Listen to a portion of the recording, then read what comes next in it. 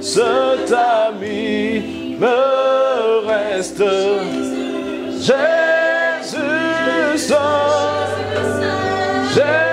Jésus seul, cet ami connaît mes âmes, son amour. Il guérit ta douleur, il guérit ta peine, il guérit ta maladie ce matin. Essuie toutes les larmes de Jésus.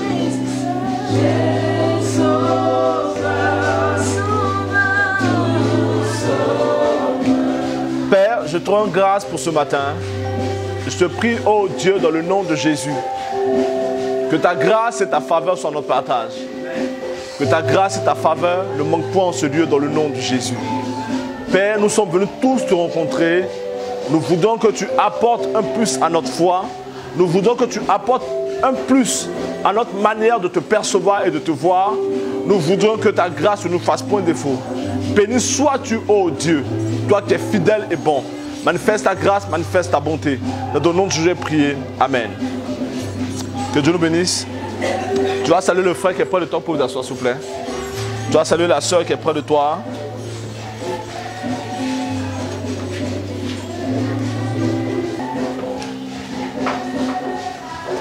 On va prendre nos Bibles en 1 Samuel chapitre 8. Le verset 1. Je lis la parole du Seigneur. Lorsque Samuel devint vieux, il établit ses fils juges sur Israël. Son fils premier-né se nommait Joël et le second Abisha. Ils étaient juges à Beersheba. Les fils de Samuel ne marchaient point sur ses traces. Ils se livraient à la cupidité, recevaient des présents et violaient la justice. Tous les anciens d'Israël s'assemblaient et vinrent auprès de Samuel à Rama. Il lui dit: voici, tu es vieux, et tes fils ne marchent point sur tes traces. Maintenant, établis sur nous un roi pour nous juger, comme il y en a chez toutes les nations. Samuel fit avec un déplaisir qui disait: donne-nous un roi pour nous juger. Et Samuel pria l'Éternel. On va encore prendre 1 Samuel chapitre 2, verset 22. Élie était fort âgé. Et il apprit comment ses fils agissaient à l'égard de tout Israël. Il apprit aussi qu'il couchait avec les femmes qui s'assemblaient à l'entrée de la tente d'assignation. Il leur dit: pourquoi faites-vous de telles choses? Car j'apprends de tout le peuple vos mauvaises actions. Non, mes enfants, ce que j'entends dire n'est pas bon. ou faites pécher le peuple de l'Éternel. Si un homme pêche contre un autre homme, Dieu le jugera. Mais s'il pêche contre l'Éternel, qui intercédera pour lui? Et ils n'écoutaient point la voix de leur père, car l'Éternel voulait les faire mourir. Amen.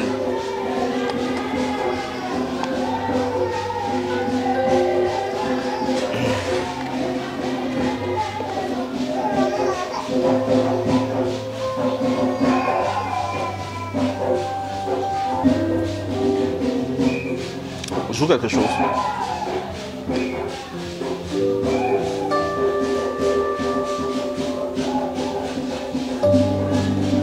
Mon âme soupira. Mon âme soupira.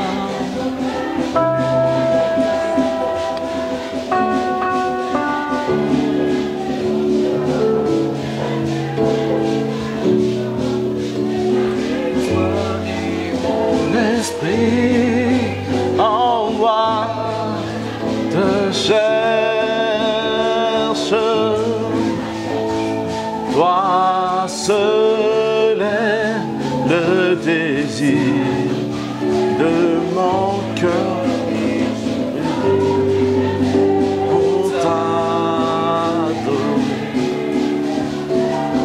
Mon âme soupira. Près de toi est mon esprit en moi te cherche. Toi, le désir de mon cœur et je vis pour toi. Tu es mon bouclier. Tu es mon bouclier, ma force, le roc sur qui j'ai fondé. Toi seul est, toi Darabao soki the glory shit mountain dolo siki the glory shit mountain dolo saki the glory shit mama. In Darabao soki the glory shit moro siki the glory shit mama. Tu es mon bouclier, le roc, le roc.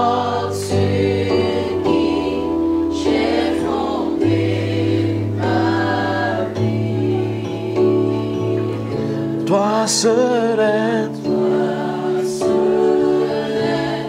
le désir.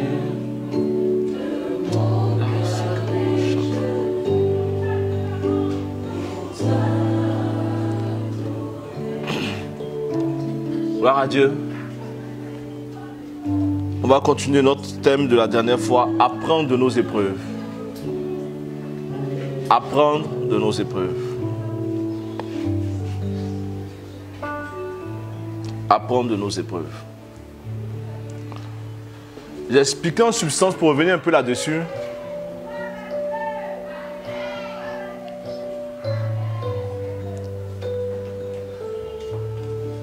Que l'épreuve est permise par Dieu.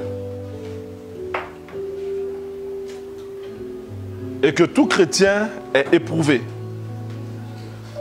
Mais de manière générale, beaucoup ne tirent pas de leçons de leurs épreuves. Et j'ai exhorté les uns les autres à apprendre des épreuves qu'ils traversent. Or, pour apprendre, il faut que nous puissions être humbles. Accepter d'être critiqués. Et également apprendre à évoluer face aux échecs que nous rencontrons dans notre marche avec le Seigneur. Mais le passage que je viens de lire, je veux l'expliquer plus ou moins. Ici, la Bible dit, les anciens de la tribu d'Israël sont allés voir Samuel, le prophète. Et lui ont dit, ah, nous voudrions que tu établisses un roi sur nous. Pourquoi? parce que tu te fais vieux et tes fils qui doivent te remplacer n'ont pas la bonne attitude, n'ont pas l'attitude qui convient. Et si tu n'es plus là, si c'est eux qui doivent être établis sur nous pour nous conduire, nous guider, ils poseront des actions qui nous éloignera de la voie de Dieu. Leur inquiétude était juste. Parce que quand on voit la vie de Abishai et de Joël, nous nous rendons compte qu'ils ne pouvaient pas conduire le peuple et perdre le peuple israélite. Qu'est-ce qu'ils faisaient, nous disent les Écritures? Ils ne rendaient pas la justice. Ils violaient la loi de l'Éternel, moyennant de l'argent. Mais d'où vient cette attitude d'Israël? On le voit en 1 Samuel chapitre 2. Parce qu'ils se sont rendus compte que le même problème qu'ils rencontrent à cet instant s'est produit hier avec les fils d'Élie, le sacrificateur. Et ils ne voudraient pas que le poste soit vacant. Donc ils ont tiré des leçons de ce qui s'est passé hier. Mais selon les Écritures, mais de la mauvaise des manières. Parce que quelquefois, on peut tirer des leçons de ce que nous vivons, de ce que nous rencontrons, sans consulter Dieu, sans avoir l'avis de Dieu, sans savoir ce que Dieu voudrait que nous fassions. De manière logique, si nous expliquons ce que nous voudrions faire, après avoir tiré des leçons, le fait que nous entendra, la sœur qui nous écoutera, estimera que la démarche que nous voudrions adopter est juste, elle est saine. C'est la démarche qu'il faut. Or, il est dit, vos pensées ne sont pas mes pensées et vos voix ne sont pas mes voix. C'est pourquoi, quel que soit ce par quoi je passe, la logique, selon la foi chrétienne, voudrait que, avant d'agir, que je consulte Dieu, même si je pense que le malheur m'apporte. Donc, pour dire quoi? Si nous voudrions tirer des leçons par rapport aux épreuves que nous traversons, il faudrait que les leçons que nous tirions soient appuyées sur la direction du Saint-Esprit et non sur nos expériences, sur nos pensées ou sur nos émotions. Peut-être qu'on ne me comprend pas. J'expliquerai.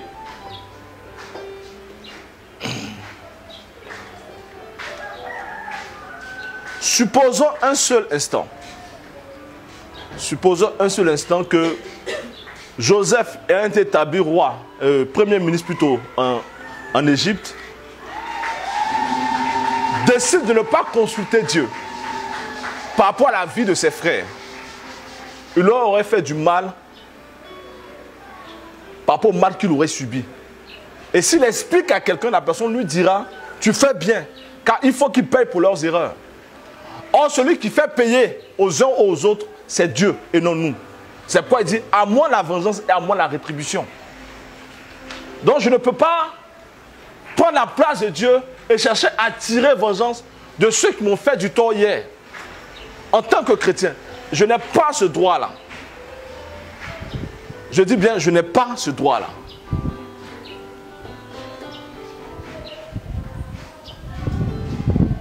Donc dis à quelqu'un, on ne se venge pas dans la maison de Dieu.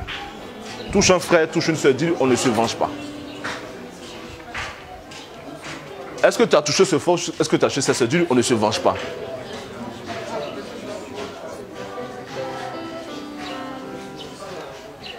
On ne rend pas le mal pour le mal.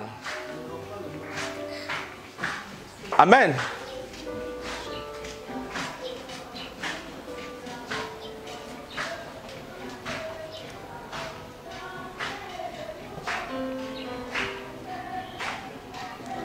Donc ce qui nous aidera à pouvoir apprendre de nos épreuves, c'est d'être responsable. Dis avec moi, être responsable.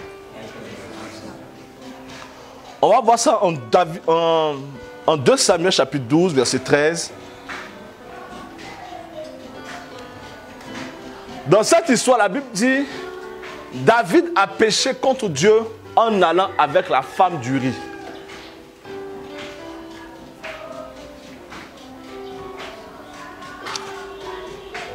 Et il n'a pas juste couché avec cette femme, il a tué son mari.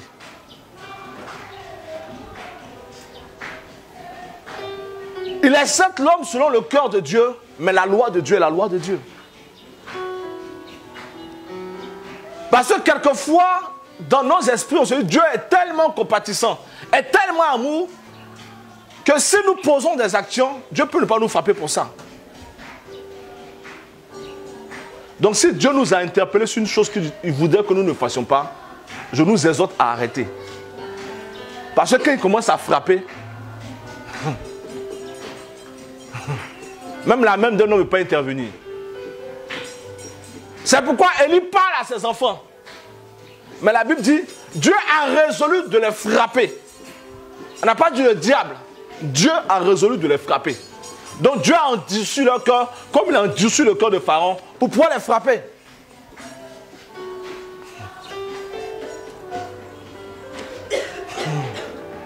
Amen, pardon, viens s'il te plaît.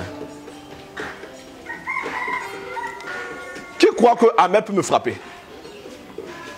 Hein? Qui croit dans son, hein, qui croit que Ahmed peut me frapper? Je pose à quelqu'un qui croit qu'Ahmed peut me frapper. Personne ne croit en ça. Mais qui croit que je peux frapper Ahmed? D'accord. Et moi je guette Ahmed.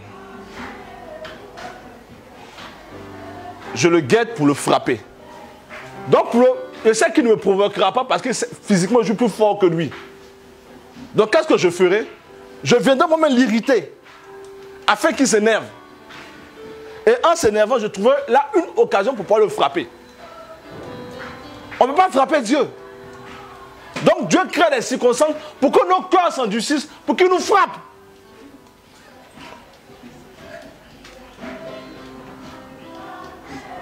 Mais qui pense qu'il peut frapper Dieu? Qui pense qu'il peut se battre contre Dieu?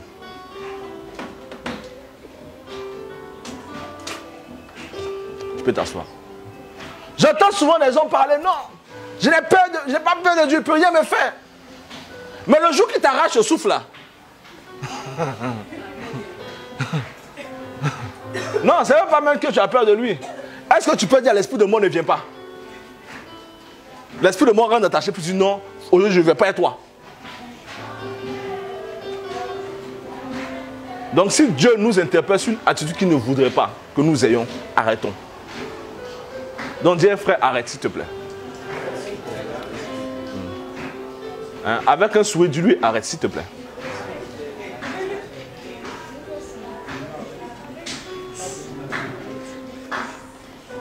Donc la Bible dit, David a péché.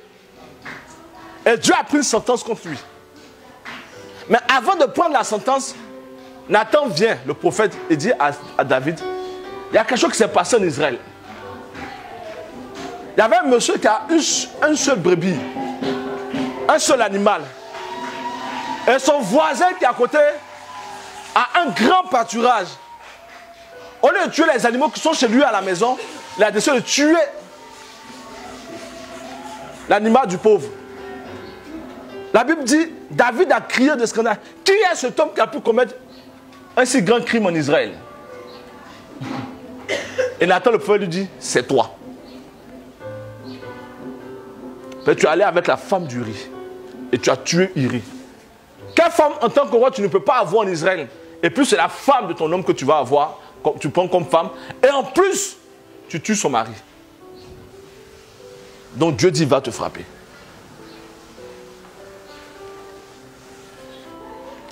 La Bible dit, quand David a entendu ça, il s'est prosterné, il a demandé pardon. Effectivement, j'ai péché contre Dieu. Parce que celui qui ne prend pas ses responsabilités comme Dieu voudrait, qu'il considère que l'échec de sa vie n'est pas loin. Samuel dit à Saül, quand tu iras à la guerre, tant que je ne suis pas encore arrivé, vous ne combattrez pas. Il faut que je fasse le sacrifice à l'Éternel d'abord, avant que vous alliez. Et la Bible dit, Saül, voyant les gens partir, a décidé lui-même de faire le sacrifice à la place du prophète. Et quand Samuel lui a demandé, pourquoi tu as fait ça? Il n'a pas été responsable pour dire, c'est de ma faute. c'est moi qui ai poussé le peuple à pécher. Non, je ne voulais pas le faire. Mais comme les gens partaient, pour les retenir, j'ai dû faire ça. Dieu dit à Samuel, quand tu iras, tu tueras tout le monde. Tu ne laisseras aucun survivant, à commencer du roi jusqu'aux femmes et aux enfants, même les animaux. Et la Bible dit, ils finissent de faire la guerre, ils ont vu les veaux gras. Dis avec moi les veaux gras. Hein, dis avec moi les veaux gras. Ça, il les a gardés. Et ils pensaient manager Dieu en disant à Dieu, c'est pour faire des sacrifices en ton honneur. Il n'est pas responsable. Et malheureusement, dans la maison du Seigneur, on a beaucoup de frères et de sœurs qui ne prennent pas leurs responsabilités quand ils ont commis une faute. Ils cherchent à s'excuser ou à accuser quelqu'un d'être à la base de leur erreur, de leur choix, de leurs actions. Moi, j'étais à la maison comme ça, et puis la soeur est venue. Si elle n'était pas venue, on n'était pas chuté ensemble. Elle est obligée à faire ça. Moi-même, l'argent là-même était sur la table. Je ne voulais pas prendre un, mais je sentais que l'argent m'appelait. Il dit, prends-moi.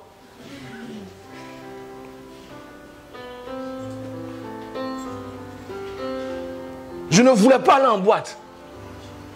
Mais mes amis ont tellement insisté que je suis parti. Donc c'est leur faute à eux. Je veux dire quelque chose. Dieu nous jugera. Dieu nous jugera pour les actions que nous aurons commises. Et Dieu jugera ceux que nous ont poussé à le faire. Mais toi, sois responsable en reconnaissant ton erreur et puis en avançant avec Dieu. Car quelquefois, on a été tellement éprouvé que on fait ce qui nous plaît en trouvant comme alibi le fait qu'on est tellement souffert qu'on cherche une porte pour s'échapper. La sœur dans l'assemblée, ça fait des années qu'elle est prise, elle n'est pas encore mariée. Et elle vient me voir, elle dit, ah, elle n'a jamais connu d'homme. Et jusqu'à elle prie le Seigneur, Dieu ne répond pas. Donc elle va se débrouiller avec quelqu'un là. Dieu comprendra. Dis à quelqu'un, Dieu ne comprend rien. Il faut dire ça là, il ne comprend pas. Parce que quelquefois, on veut pousser les hommes de Dieu à faire des choses que Dieu ne voudrait pas qu'on fasse. À dire des choses que Dieu ne voudrait pas qu'on puisse dire. Et je ne voudrais pas être Balaam pour ma génération. Je voudrais parler quand Dieu me dira de parler et me taire quand il me dira de ne rien dire. Parce que je sais que si je dis quelque chose qu'il ne m'a pas envoyé de dire, je pêche contre lui. Et si je fais quelque chose qu'il ne m'a pas demandé de faire, je pêche contre lui. Celui qui tire des leçons de l'épreuve qu'il traverse et qui est responsable, tire des leçons de ses échecs en ayant une vision réaliste. Une vision réaliste. Mon père spirituel me disait, il n'aime pas faire les choses à deux, il aime faire la chose lui seul.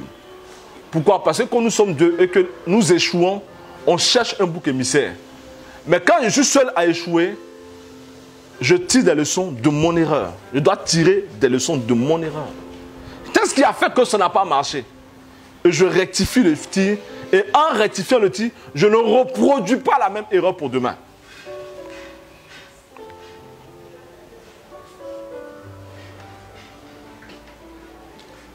J'ai dit la dernière fois, celui qui est riche et celui qui est pauvre essuient tous des échecs. Les deux échouent.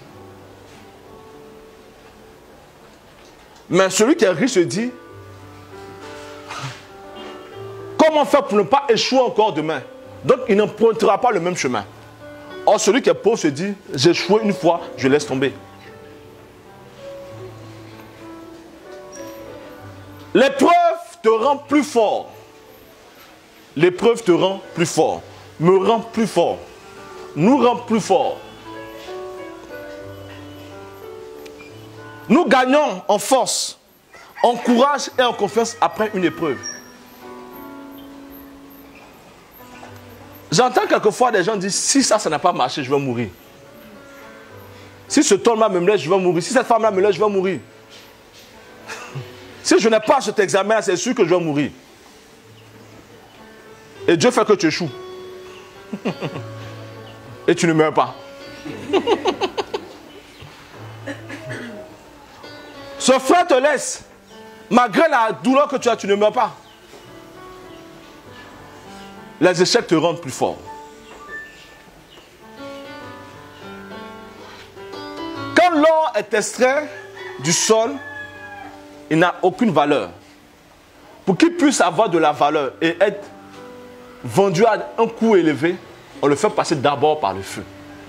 Donc quand il sort du feu, il devient plus cher. Or, les épreuves par lesquelles tu passeras te rendront plus fort. C'est parce que David a appris toutes ces choses-là que devant Goliath, il était plus fort que les autres. Il n'avait peur de rien. Donc sans te rendre compte, l'épreuve te rend fort. Je raconte une histoire, mais je n'exhorte pas les gens à faire la même chose. Moi, j'aimais les arts martiaux quand je n'étais pas chrétien. Et j'ai fait plusieurs arts. J'ai fait du kung-fu, du shotokan, du judo. Et au kung-fu, on nous poussait à comment on appelle ça, à pomper avec nos doigts, afin d'avoir les membres assez durs. Et d'autres l'ont fait pendant des années. Ce qui fait que si tu donnes un coup avec ses doigts, tu sens la douleur passer. Tu vois l'impression qu'il t'a tapé avec sa main, ou bien son poing. Juste le doigt. Donc pour nous encourager à pouvoir traverser, c'était des exercices extrêmement difficiles. On nous a raconté une histoire pendant ces temps quand je n'étais pas encore chrétien. On dit un jeune noir qui est parti en Chine pour apprendre des arts martiaux. Et quand il est arrivé là, il vient un vieux chinois. Et le vieux chinois dit, tu vois, cette maison a des cartons dedans. Chaque jour, il déchire 10 cartons. Donc il déchire les cartons, mais on ne lui a jamais appris de phase de karaté. Puis il faut qu'il retourne en Côte d'Ivoire pour expliquer aux gens comment il est devenu fort. Et après un temps, il dit non, lui il est fatigué de déchirer les cartons. Donc il a dit au monsieur, lui il retourne au pays, il ne peut plus faire ça. Et il est revenu au pays. Et un jour, des gens se battaient. Et en attrapant leurs mains, il a arraché leurs bras. Donc il retourne en Chine pour dire au monsieur, entraîne-moi à nouveau. Apparemment les cartons ont eu leur effet. Donc l'épreuve nous rend plus forts. L'épreuve nous rend plus forts. Il y a des choses par lesquelles tu pensais ne pas pouvoir passer. Mais l'épreuve t'a fait savoir que tu peux passer par là. Que tu as les capacités, tu as les ressources en toi pour pouvoir dominer ces choses-là.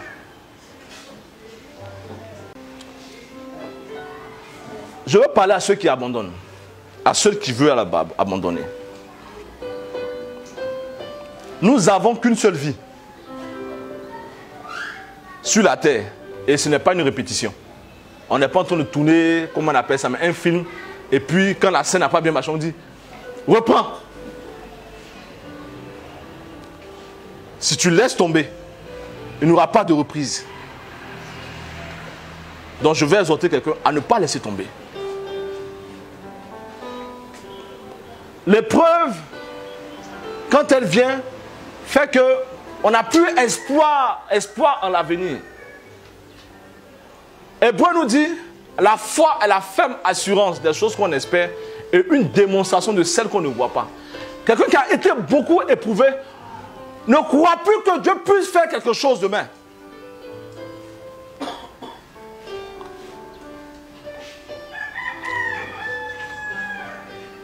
Dis à ton frère, Dieu est encore fidèle.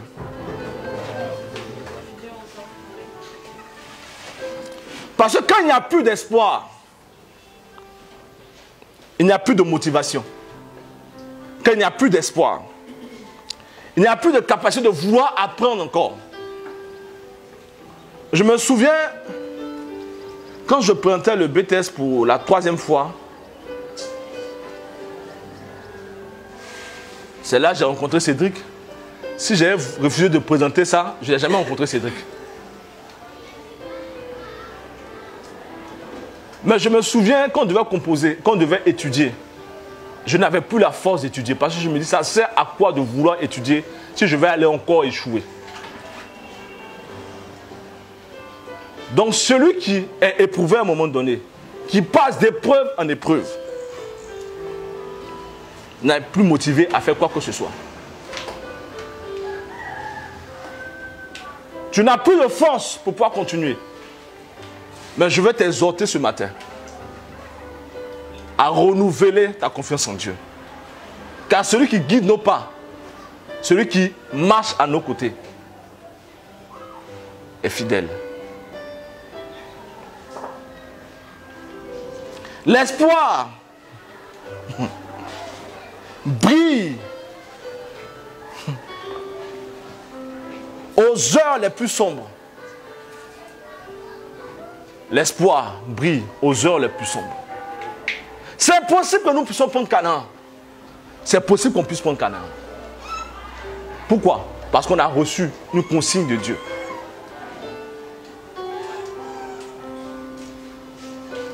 L'espoir adoucit la morsure de l'amertume. Parce que celui qui n'espère pas devient amer. Tout le monde l'énerve, la vie l'énerve. Il ne parle pas avec gaieté de la vie. Il ressemble à ces chrétiens qui ont tellement invoqué Dieu qu'ils n'ont pas vu les choses se réaliser comme ils souhaitaient. Quand ils voient un frère zélé, ils disent, mon frère, calme-toi. Dans quelque temps, tu vas nous rejoindre là où nous sommes assis là.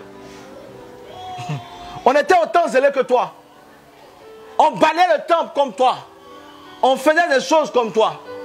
Mais on n'a rien vu dedans. Je me souviens également encore de ces amis qui n'étaient pas chrétiens, qui reprenaient le BTS pour la deuxième fois. Et ils nous voyaient tout en classe en train d'étudier. Ils disent, on sent que vous êtes nouveau. On sent que vous êtes nouveau. Ça là, on a fait ça l'année passée. Et ça n'a pas marché. Donc je leur ai posé la question. Mais si vous savez que ça n'a pas marché, vous venez chercher quoi à l'école alors? Parce que je crois une chose. Celui qui fait la promesse la réalisera. Parce que quelquefois, je vois des gens dire, c'est parce que Dieu m'a trompé que je n'ai pas vu ses promesses réalisées. Dis à quelqu'un, Dieu ne trompe personne. Dieu ne trompe personne.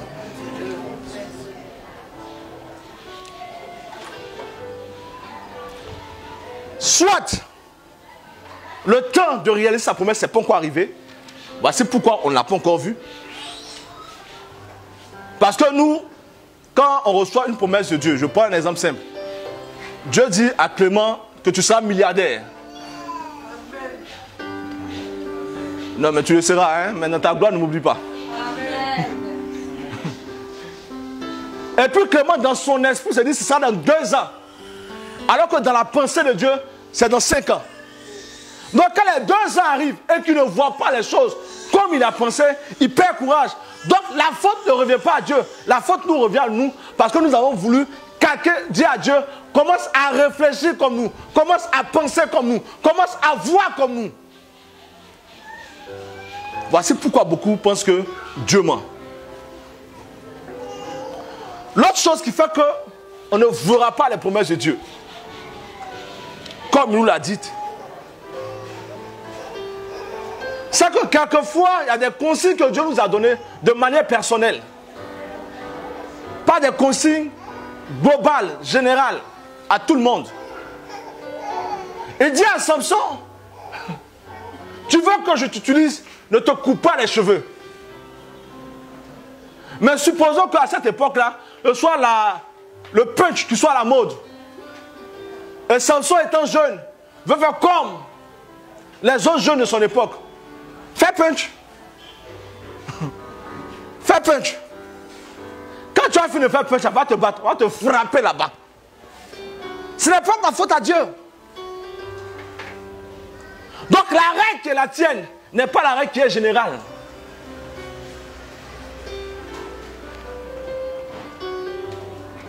La troisième chose, c'est d'éviter de croire que nous sommes les chouchous de Dieu. Imaginez-vous David dans le palais de Saül, avant qu'il n'ait tué Goliath. Après que Samuel ait prophétisé sur sa vie. Et puis on l'appelle, on vient dire, ah David, pardon, viens jouer de la harpe pour le roi parce qu'il en a besoin. Et puis David dit, est-ce que vous savez à qui vous parlez? Vous parlez au futur roi d'Israël. Je ne fais pas. Allez chercher quelqu'un d'autre. Moi, c'est moi qui ai remplacé Samuel. Saül. Tu es mort avant que le film n'ait commencé. Parce qu'il y a de l'orgueil dans ton cœur.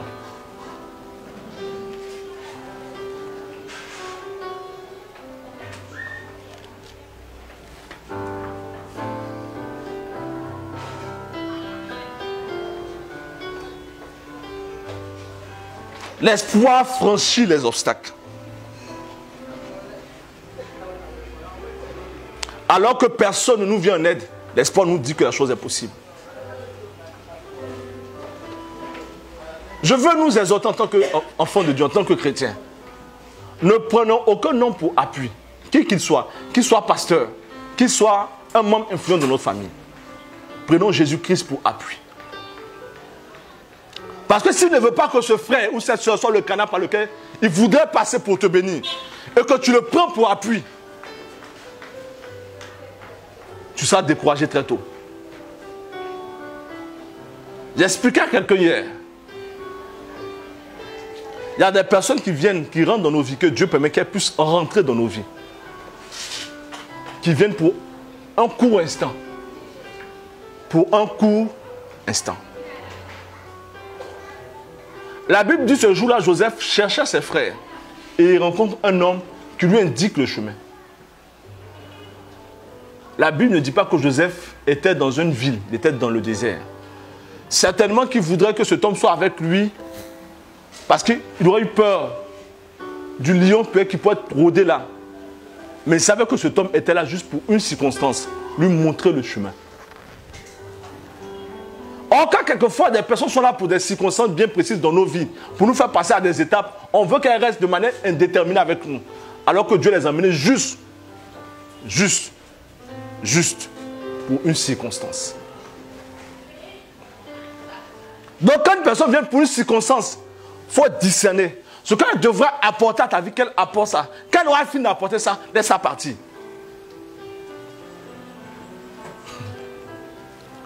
Vous vous imaginez Élie chez la veuve de Sarepta. Imaginons-nous Élie. Dieu dit, va chez elle. Elle te nourrira. Et la Bible dit, pendant tout ce temps, il mangeait, lui, la femme et le fils de cette femme-là. Et puis Dieu maintenant commence à lui parler pour dire, le temps que tu dois faire ici est terminé. Passe à une autre étape. Nourriture cadeau. Seigneur, je fais rester ici. Donc c'est ainsi que les personnes deviennent maintenant un problème pour nous. Parce que le temps était passé, mais on veut qu'elles restent davantage avec nous. Or, il y a le deuxième groupe de personnes qui rentrent dans nos vies, qui sont là pour une période indéterminée. Telles que nos épouses ou nos époux. Ils sont là pour une période indéterminée. Donc celui qui prie pour que sa femme meure, il a échoué. Donc elle se réveille le matin, elle n'est pas encore morte. Elle me fatigue celle-là. Ou la femme espère que son mari fasse un accident là-bas. Parce qu'elle a vu quelqu'un d'autre au travail là-bas. Il est là pour une période indéterminée. Donc touche une soeur, dis Dieu est avec toi. Touche un frère, dis-lui Dieu est avec toi. C'est pourquoi le choix est très très délicat à faire. Parce que c'est une période indéterminée.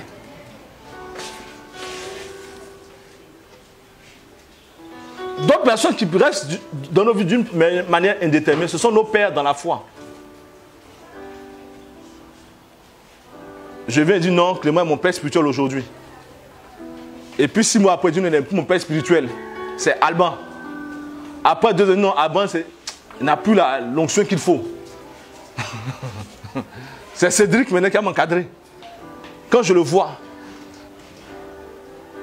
je connais une des filles du Respo Alaisin qui a eu au moins, jusqu'à présent, elle a eu au moins 5 pères spirituels. Elle va ici aujourd'hui. Elle va là aussi. Ça crée un problème dans ta foi.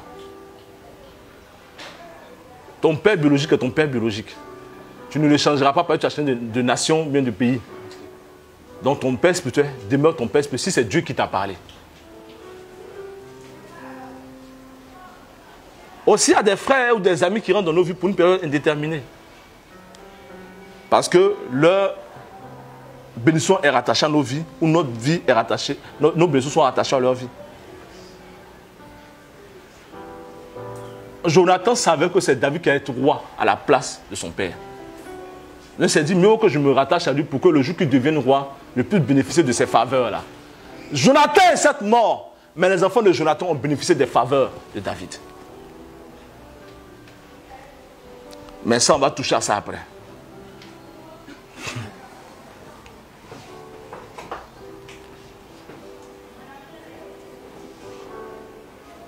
L'espoir apporte la victoire quand personne ne gagne. Quand personne ne gagne, c'est là l'espoir apporte la victoire.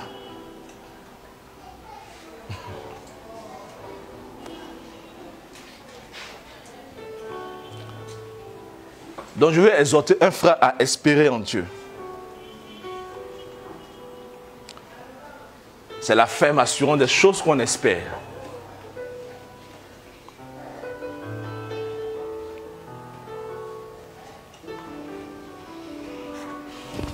Continue d'avancer parce que Dieu est fidèle. C'est ce que l'espoir nous dira. L'espoir se concentre vers l'avant.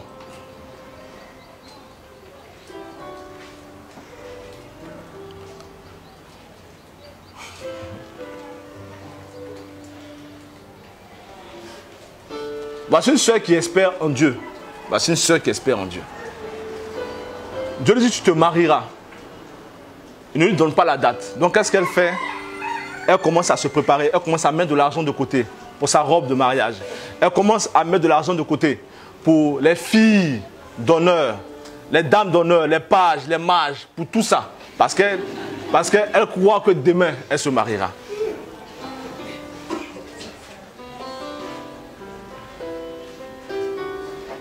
Celui qui croit qu'il voyagera par rapport au miracle, aux promesses de Dieu, commence à préparer son passeport. Est-ce que l'espoir le pousse à faire? Celui qui croit qu'il aura une voiture, il commence déjà à avoir son permis. Et quand quelqu'un a une voiture, il apprend à conduire parce qu'il se dit, dans quelque temps, Dieu me donne une voiture. L'espoir va toujours de l'avant. Mais celui qui est découragé et déprimé se dira, si Dieu veut, il n'est qu'à faire. S'il veut, nous on est là, on attend. S'il veut, il n'est qu'à faire. On est fatigué depuis, on prie. S'il veut, il n'a qu'à faire maintenant. Hein?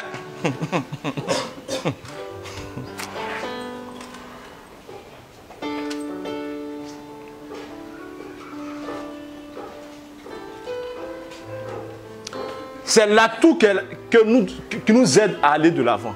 Et c'est l'arme la plus fatale dans le royaume des ténèbres.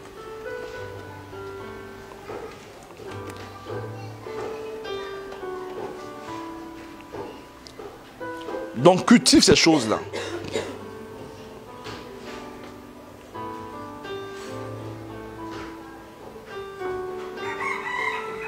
Celui qui espère fait un choix. Il change sa manière de penser. Et il commence à remporter de petites victoires jusqu'à remporter de grandes victoires. Parce qu'un succès nous donne d'espérer encore en demain. Je suppose que je dis demain matin, on fait un jour de jeûne. Mardi, on jeûne. Et dès qu'on commence ce jeûne, on t'appelle, on te dit non, on te donne 20 millions de francs CFA à 10 heures. Et tu vas vouloir continuer.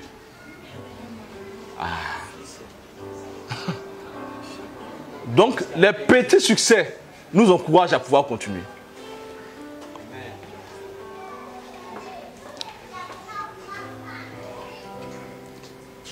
La promesse de l'Éternel est comme le Seigneur qui viendra. La Bible dit, si le maître de la maison savait à quel moment, je dis bien à quel moment, le voleur viendrait pour dérober, qu'est-ce qu'il ferait? Selon les Écritures, il serait en train de veiller, parce qu'il ne sait pas à quel moment il viendra. C'est comme ça aussi la mission de l'Éternel fait. Parce que moi, je crois qu'à un moment donné, Dieu honorera sa parole.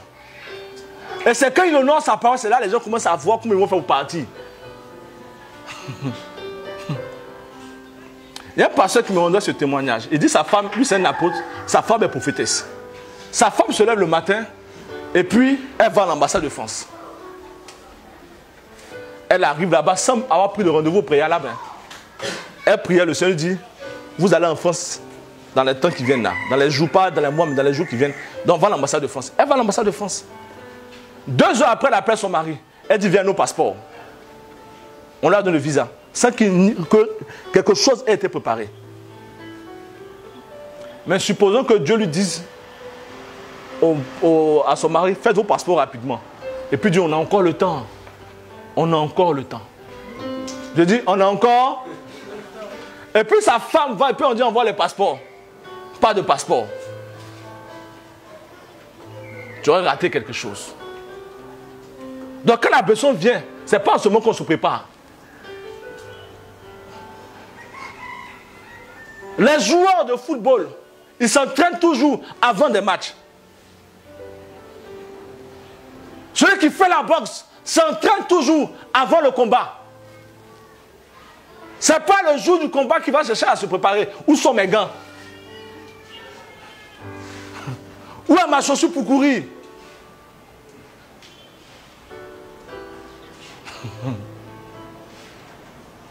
Tu vas, tu cherches un emploi et puis on te demande maintenant, est-ce que tu as le permis? On a besoin de quelqu'un qui a le permis. Ah, moi, mais je voulais faire le permis il y a longtemps. Alors que tu sais que Dieu t'a mis à cœur de le faire. Et tu as raté une opportunité. Donc, il faut que l'espoir te pousse à te préparer avant la réalisation du miracle. Donc, dis à quelqu'un, prépare-toi. Dis-lui, prépare-toi.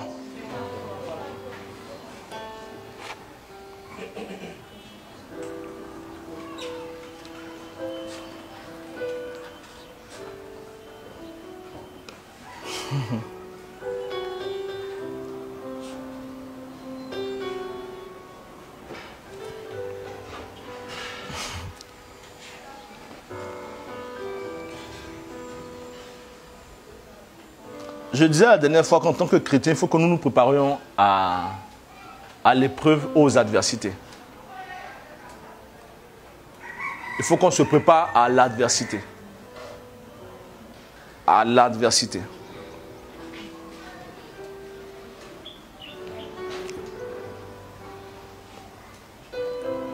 J'ai pour habitude de dire que l'adversité, que nous le voulions ou non, déclenche une souffrance. Et suscite un changement d'attitude.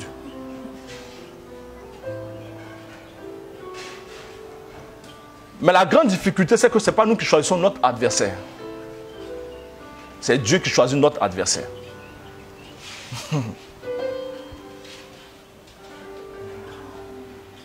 Il dit par exemple, je vous envoie, vous des brebis, au milieu des loups. Loup, il mange quoi?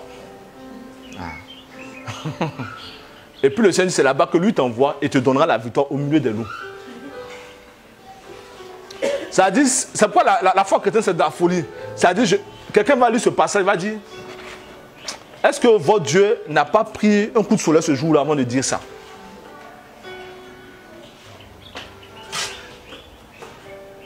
Il n'a pas pris de coup de soleil.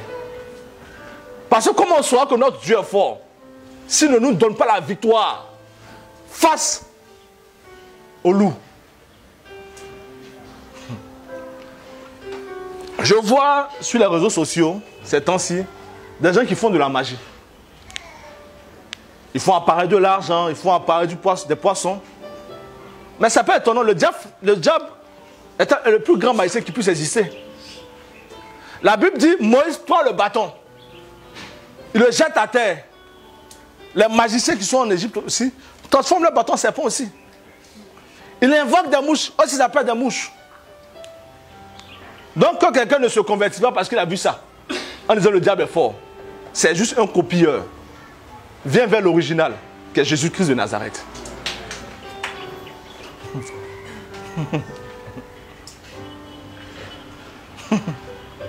Mais je suis allé chez le gars là. Il a dit toute ma vie. Il peut dire toute ta vie, on s'en fout de ça. Mais où est-ce qu'il te conduit?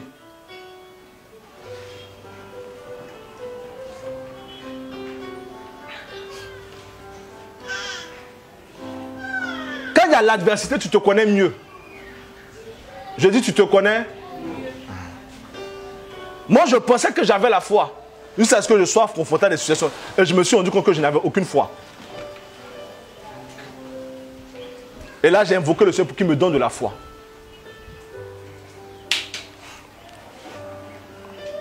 L'adversité est le meilleur professeur du succès.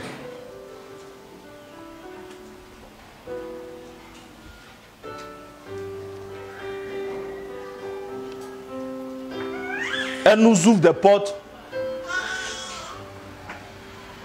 vers de nouvelles opportunités. Si Joseph n'avait pas rencontré l'adversité en Égypte, il ne serait jamais devenu ce qu'il est devenu. Si David n'avait pas appris à combattre Goliath, il ne serait jamais devenu ce qu'il est devenu. Donc dis à quelqu'un, aime l'adversité. Dis-lui, aime l'adversité. Maintenant, je veux terminer par ceci.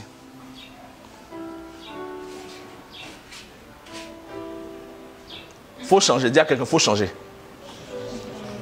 Dis-lui, il faut changer. Car apprendre des épreuves doit nous pousser au changement.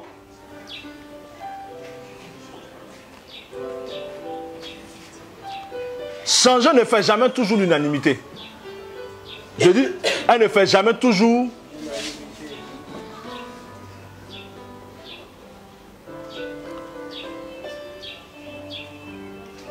La Bible dit Moïse prend Israël de l'Égypte et les envoie vers la terre promise. Allez, donc tu peux, pardon. S'il te plaît, merci. En Égypte, Israël souffrait. Mais ayant eu peur du désert, il dit à Moïse, mais là-bas, là, on mangeait au moins un peu. Ici, on va manger quoi? Mais si tu veux que l'épreuve te serve, il faut qu'il y ait un changement. Je dis, il faut qu'il y ait.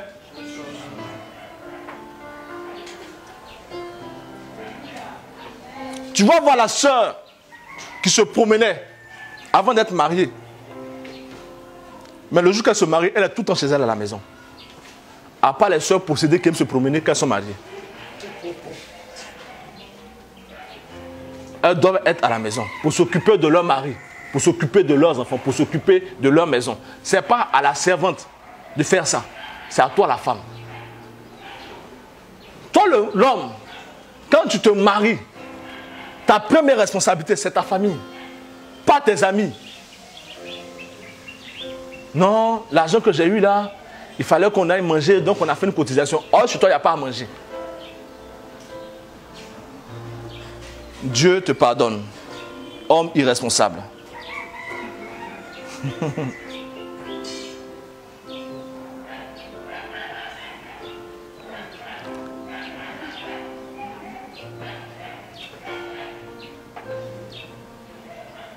Le changement nous fait perdre des choses. Et nous fait gagner aussi des choses. Le changement s'oppose à la tradition. Le changement s'oppose à la tradition.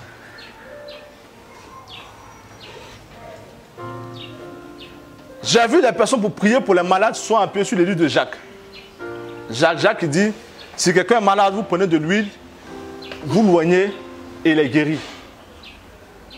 Et Dieu voulant aller plus loin, permet qu'on puisse déclarer juste des paroles pour que quelqu'un puisse guérir. Je dis juste déclarer. Donc celui qui a pour habitude d'utiliser l'huile et qui voit quelqu'un parler juste et que la guérison se produise, dira que c'est du fétichisme. Alors qu'il dit, j'envoie ma parole et ma parole les guérit. Donc sors de la tradition. Si Dieu veut faire quelque chose, sors de la tradition. Chez nous, c'est comme ça on fait. On n'est pas chez vous, on est dans le royaume des cieux.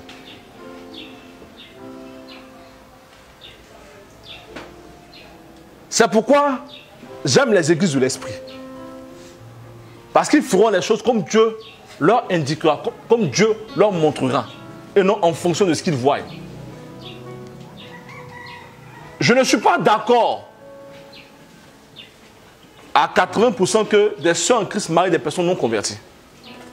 Cependant, Dieu peut dire à une sœur, à un frère, marie cette personne qui n'est pas convertie. C'est biblique. La Bible dit, Dieu a dit à un prophète, marie une prostituée.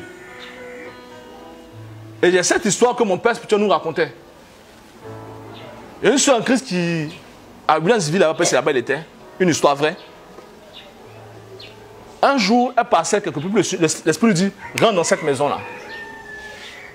Elle rentre là-bas, il y a un monsieur qui veut se pendre. Il dit, sa femme est morte, donc il n'a plus d'espoir pour l'avenir. Elle dit, il a commencé à l'exhorter, ne te pends pas. Reste en vie, Jésus t'aime, tout ça là. Et le monsieur lui dit, d'accord, si je ne me pends pas, je vais te marier toi.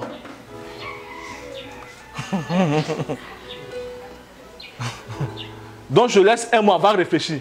Si tu dis non, je me répands. Non, c'est une histoire vraie que je vous explique. Hein. C'est une histoire vraie que je vous explique.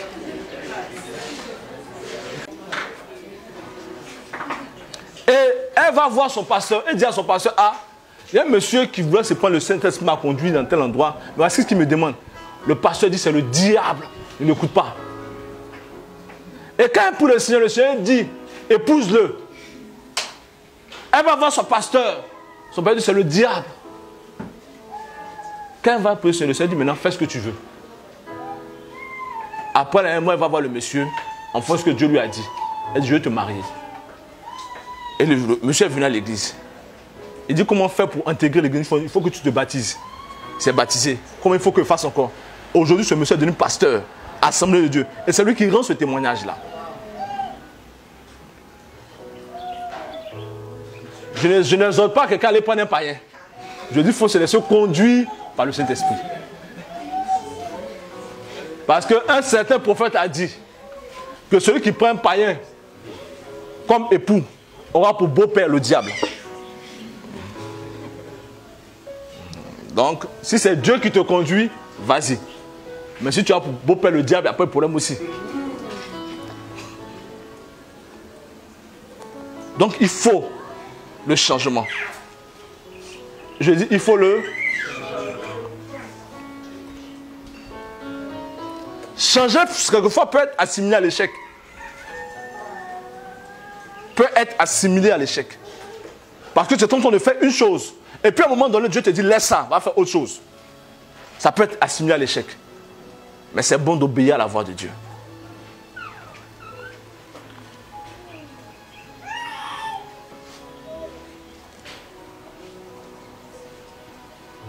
Le changement demande un prix à payer. Parce qu'elle va à l'encontre de nos mœurs.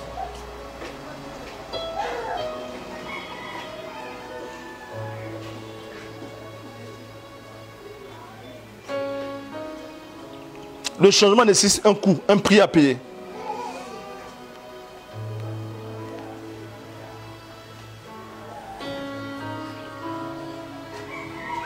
Une femme qui veut avoir un enfant,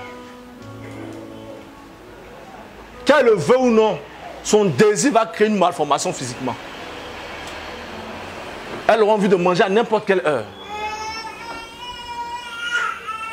Mais tu veux un enfant, il faut qu'il y ait un changement. Tu veux quelque chose pour lequel Dieu t'éprouve, il faut qu'il y ait un changement.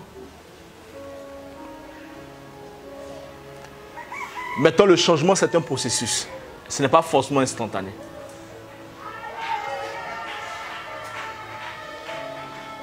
Quand je n'étais pas encore chrétien, j'aimais faire la musculature. Parce que, à l'époque, c'était la louba qui inspirait. Donc, je me souviens que ma mère habitait dans un endroit où il y avait des loubas. Marco Polo, je me souviens de Marco Polo. Donc, je me promenais avec leurs photos. Parce que je leur ai dit, me donne leurs photos. Peut-être quand quelqu'un m'emmerde et que je ne peux pas frapper, je dis, tu me prends, voici mon grand frère. Or, quelquefois, ceux qui veulent faire la musculature se disent non, c'est sur le coup qu'on commence à avoir des abdominaux. C'est sur le coup qu'on commence à voir nos muscles sortir. Ça prend du temps. Ça prend du temps. Donc le changement n'est jamais instantané. C'est un processus.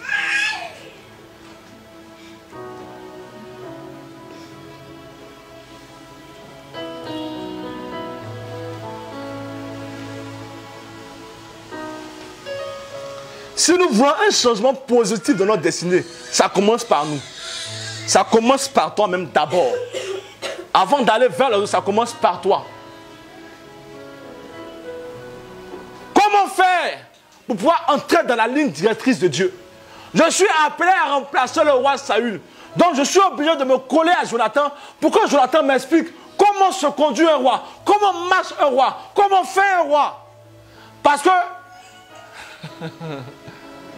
les brebis, les moutons n'ont rien à voir avec les hommes que je vais conduire.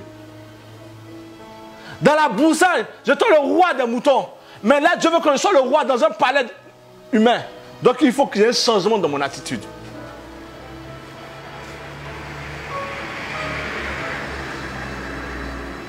Si tu veux, selon la promesse de Dieu, t'appelle à rencontrer des grands. Change ta manière de parler, change ta manière d'être. C'est un changement, mais ça commence par toi. Les hommes ne deviendront pas comme toi tu veux, mais toi, ressemble à ce que Dieu veut que tu sois. Le changement commence par toi.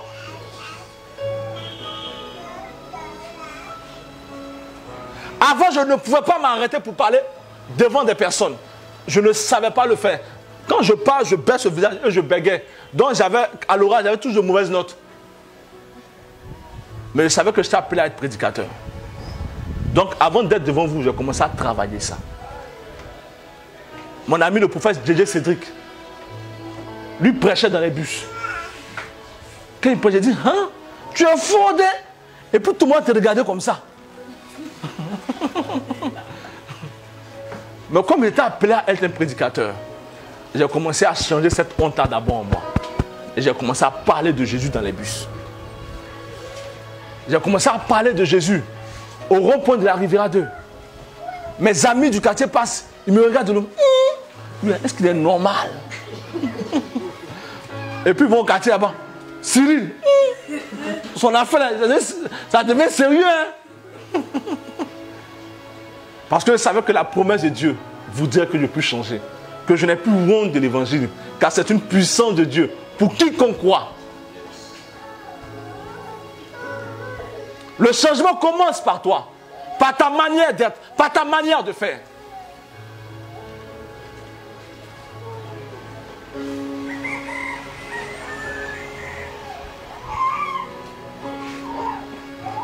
Change ton attitude. Parce qu'on veut changer les autres. Commence à changer toi-même ta propre attitude.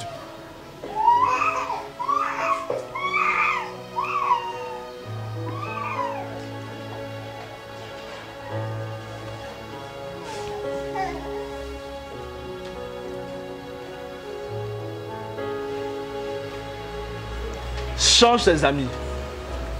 Change tes amis. Si ceux-ci ne t'aident pas à pouvoir te rapprocher de la promesse de Dieu pour ta vie.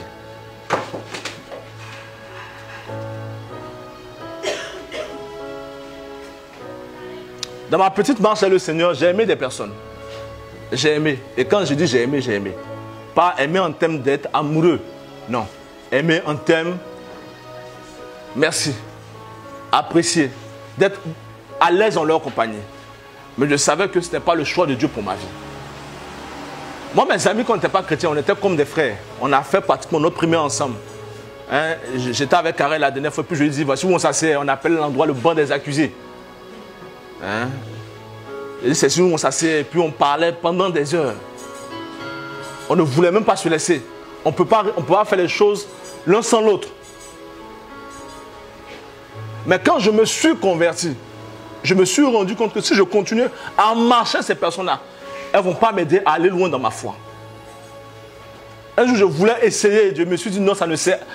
Je ne veux pas être trop radical. Je veux continuer à marcher avec eux, continuer à les côtoyer. Ça n'affectera pas ma foi. En réfléchissant ici, je me suis retrouvé encore à reboire de l'alcool. Alors que je partais déjà à l'église. Donc j'ai pris la résolution sur moi de me séparer de ces personnes-là.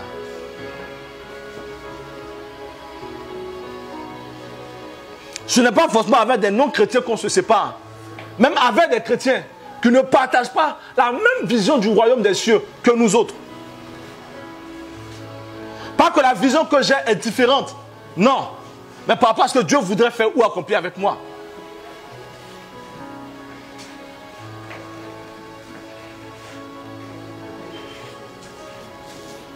Vous savez, il y a longtemps, on est là. Hein. Je dis il y a longtemps. À l'époque, on faisait des délivrances. On était très jeunes. Je devais avoir peut-être 20 ans, 21 ans à cette époque-là. Très jeune. Et j'étais très maigre. Je n'étais pas aussi comme je suis maintenant, quoi. Il y avait que je suis pas aussi gros que ça, mais je suis plus mince que ça. On priait pour des personnes que Dieu guérissait, que Dieu restaurait. Et ces personnes avaient les moyens. Et des frères ont commencé à vendre leurs droits d'aînesse. Des frères ont commencé à vendre leurs droits d'aînesse à cause des moyens qu'ils pouvaient avoir à l'instant T.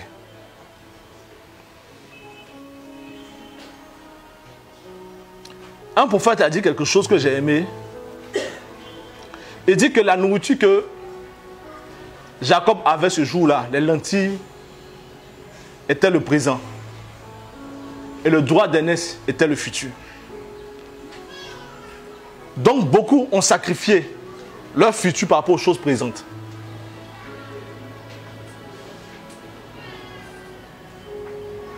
Donc je me sépare de tout frère dont le cœur a des désirs de cupidité. Je me sépare de tout frère dont le seul désir c'est de se marier. Il y avait des soeurs à l'époque qui voulaient forcément se marier. C'était un impératif pour elles. Donc, elles avaient créé un groupe de prière pour ça. C'est l'histoire vraie, je vous raconte. Et elles se réunissaient, elles parlaient à chaque fois de leur groupe de prière, mais on ne sait pas de quoi elles parlaient dans leur prière. Donc, il y a une seule qui a décidé de se rejoindre à elle. Et puis, elle va là-bas. Et puis, elle commence à prier pour nos mariages. En temps, peut-être que dans le groupe, il y a des soeurs qui guettaient déjà des frères.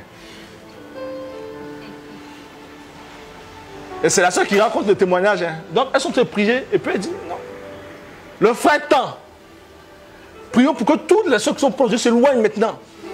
Et puis, donc, lui ne sait pas, la main là-bas, en train de lier. J'ai vu telle soeur avec lui. Prions contre la soeur là. C'est des choses vraies que je vous raconte.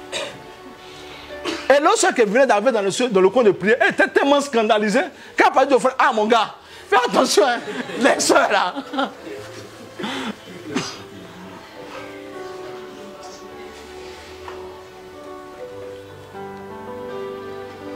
Donc sépare-toi. C'est un changement. La vie que nous vivons, ce n'est pas une vie de répétition. Donc je me sépare de tous ceux et celles qui m'empêcheront de pouvoir rentrer dans ce que Dieu veut pour ma vie. Ou des frères encore.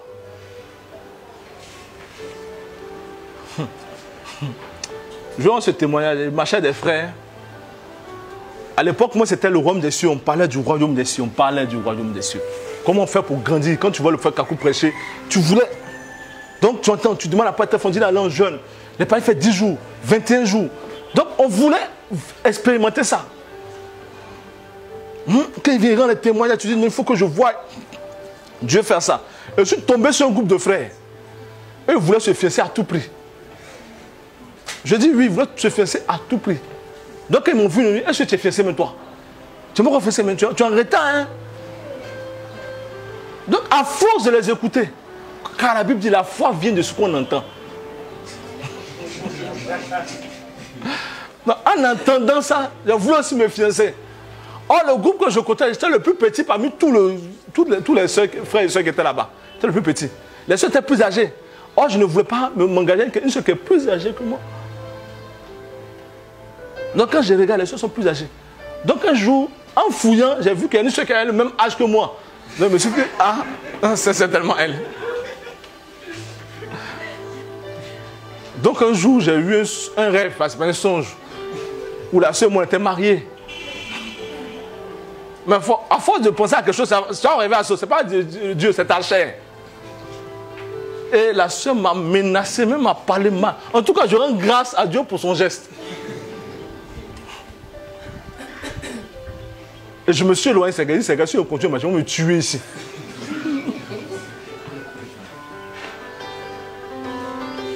Et ce qui était bizarre, c'est qu'ils disent par exemple, non, c'est la soeur Viviane qui est ma fiancée. Et je trouve là, ils faisaient comme ça. Mais 10 ans après, ils ne sont pas mariés, ces soeurs-là. Parce qu'il y avait de mauvaises motivations. Donc demande à ce fois, tu marches avec qui? Non, c'est mon ami de quartier. Dieu dit, laisse l'autre à Canaan. Toi, tu veux entrer l'autre à Canaan. Ne marche pas les personnes qui sont là pour te rabaisser. Pour dire que tu ne vaux rien. Tu ne peux pas évoluer. Arrête de marcher à ces personnes-là. Car à force de les écouter, tu n'écouteras pas la voix de Dieu. Tu écouteras leur voix. Et leur voix va primer sur la voix de Dieu pour ta vie. Le changement commence par là. Non, c'est ma meilleure amie. C'est mon meilleur ami. Mon ami, mon meilleur ami, c'est celui qui pense comme Dieu veut que je pense.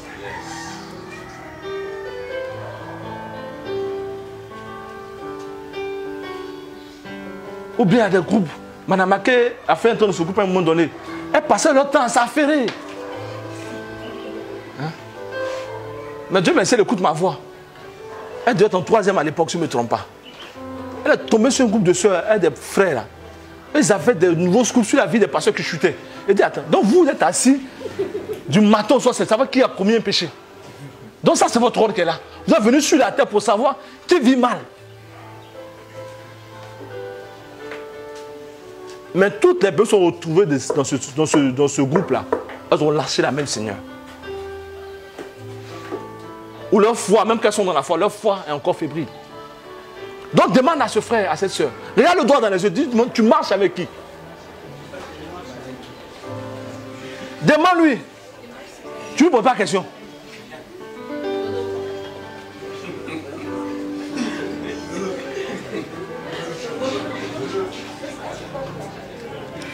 Non, ce sont mes gars. Ce sont mes gars. Mais ils vivent mal.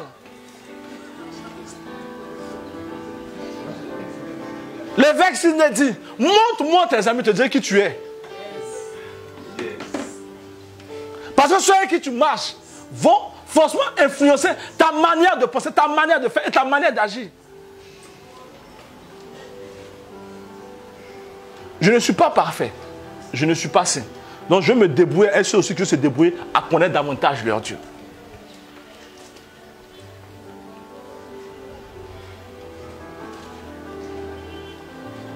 Il y a des frères dans l'assemblée orgueilleux.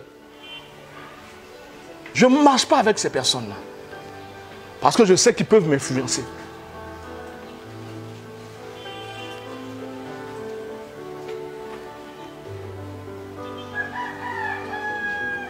Mais ce que je dis sont des choix douloureux. Se séparer de ses amis, c'est des choix douloureux. Se séparer de certains, c'est des choix douloureux. Un jour, le responsable, par exemple, fait la délivrance. Et puis, pendant la délivrance, ils ont prié pour une jeune fille où il y avait un esprit humain de la sorcellerie. Et puis, la fille n'évoluait pas. Quand elle entreprend des choses, ça ne marchait pas. Et en priant, ils se sont rendus compte que c'était la mère de la fille qui était à la base de ça. Et ils ont ramené la fille à elle. Ils lui ont dit, si tu veux que tu t'en sortes, on va prier. Mais si on prie, ta mère va mourir. Donc, entre la mort de ta mère et ta reçue, tu choisis quoi? Elle dit, maman n'a qu'à vivre.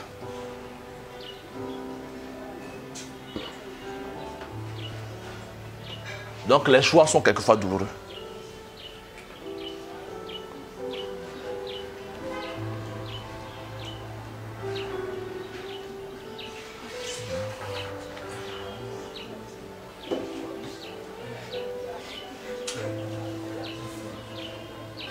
La dernière chose que je veux dire,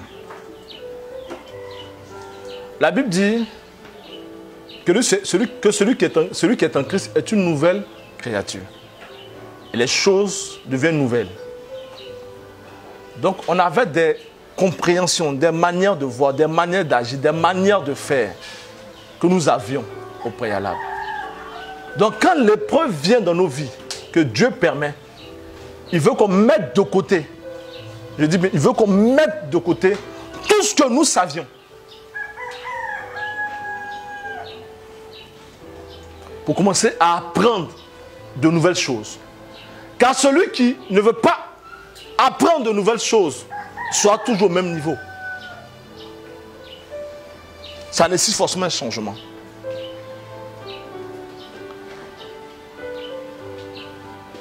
Une vieille attitude ne résoudra pas le problème présent. Jamais.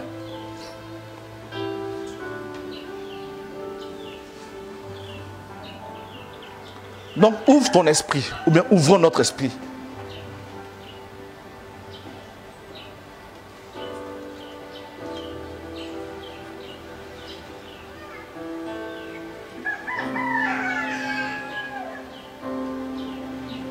Laisse Dieu transformer ton cœur. Laisse Dieu transformer ton environnement.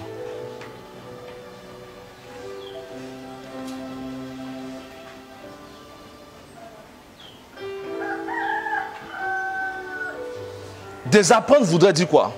Accepter d'être enseigné.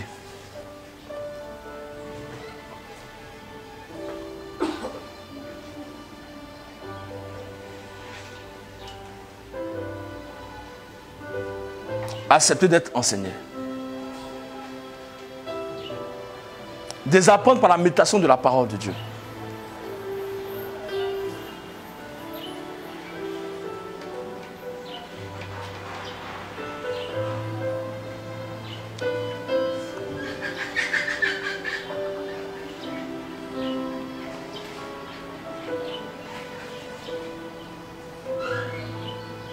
Le plus important, ce n'est pas d'apprendre, de désapprendre, c'est d'appliquer ce que nous aurions appris à nouveau.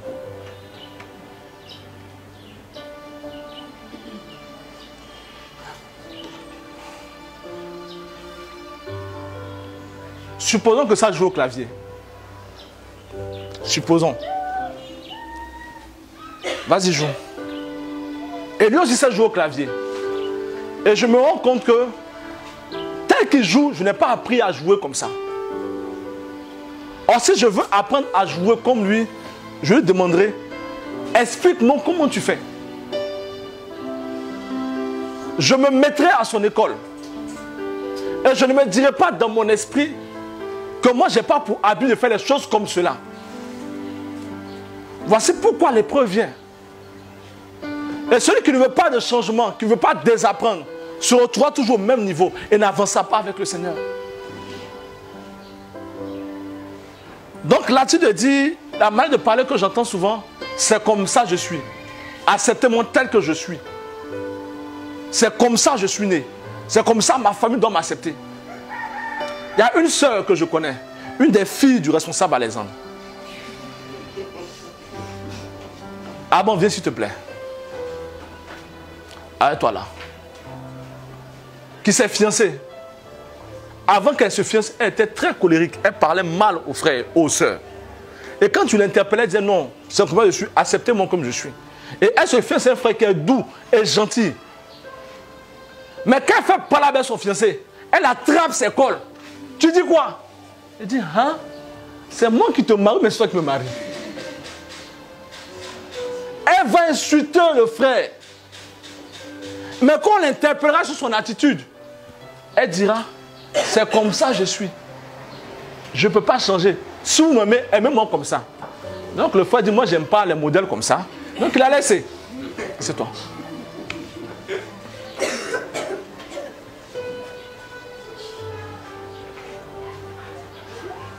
Tu as ton caractère à la maison.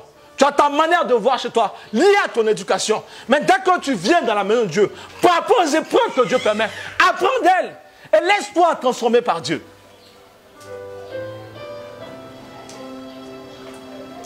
Laisse-toi transformer par Dieu.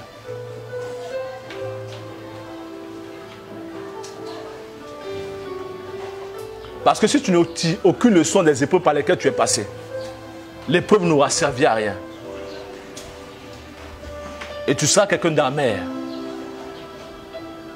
Donc quand je reviens encore à mon clavier, c'est vrai que ça joue au clavier. Mais il y a des notes qu'il maîtrise que je ne maîtrise pas.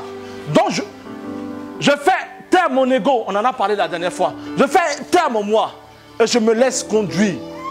Comment tu fais? Je ne sais pas chanter. Peut-être que j'ai chanté hier. Mais quand je viens et que je vois Manamaka en train de chanter, je me dis il faut que j'apprenne d'elle. Donc je ne viens pas avec les expériences que j'avais hier. Je m'assois comme un sage élève et j'écoute, j'apprends parce que je veux aller de l'avant.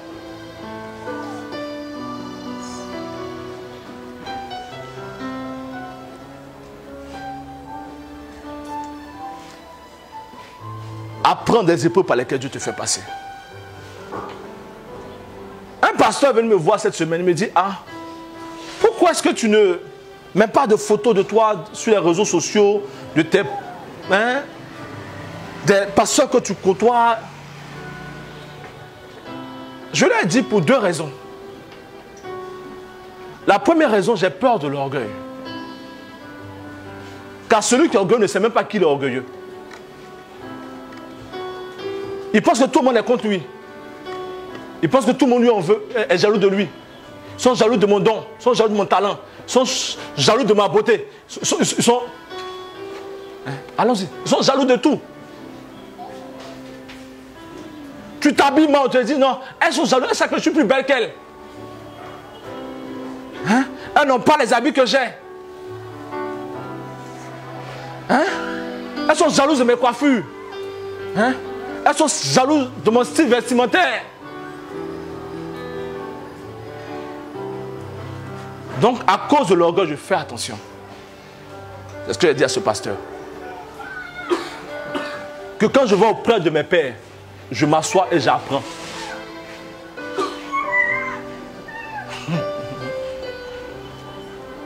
Et la deuxième chose, c'est à cause des bêtés. Et si les bêtés voient ce que Dieu fait de ma vie, ils vont venir chez moi ici. Donc, ils n'ont qu'à rester chez eux là-bas.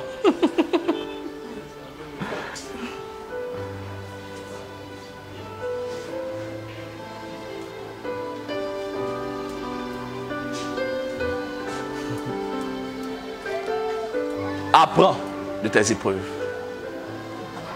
Apprends des critiques qu'on te fait. Apprends de toutes les situations difficiles par lesquelles Dieu te fait passer. Apprends en observant les uns les autres. Mais apprendre nécessite un changement. Donc demande à cette soeur, à ce frère, est-ce que tu es prêt à changer? Chante, vas-y. Demande-lui, est-ce que tu es prêt à changer?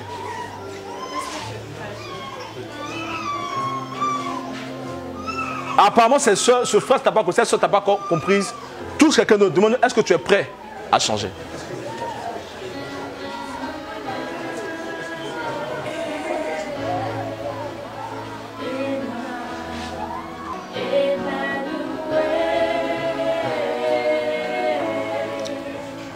Le thème, impossible aux hommes, mais possible pour Dieu. Si tu n'apprends pas de tes épreuves, tu freineras la main de Dieu afin que l'impossibilité que Dieu voudrait rendre possible, il ne puisse pas le faire.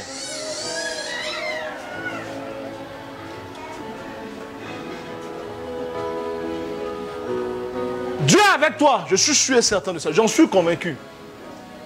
Mais apprends des situations par lesquelles il te fait passer. Donc comme moi, assieds-toi auprès de Clément et puis apprends à jouer au clavier. Laisse ta connaissance d'hier, laisse ton raisonnement d'hier, laisse ton background que tu avais hier et apprends.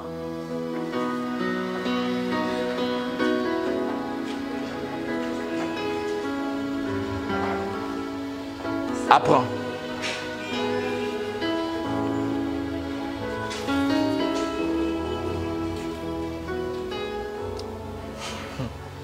Quand tu laisseras Dieu te changer, tu deviendras maintenant une source de bénédiction. tu deviendras une source de... Joseph a accepté que Dieu le change. C'est pourquoi il est devenu là où il est devenu. Change ta manière de penser, change ta manière de te voir. On va prier ensemble, Seigneur.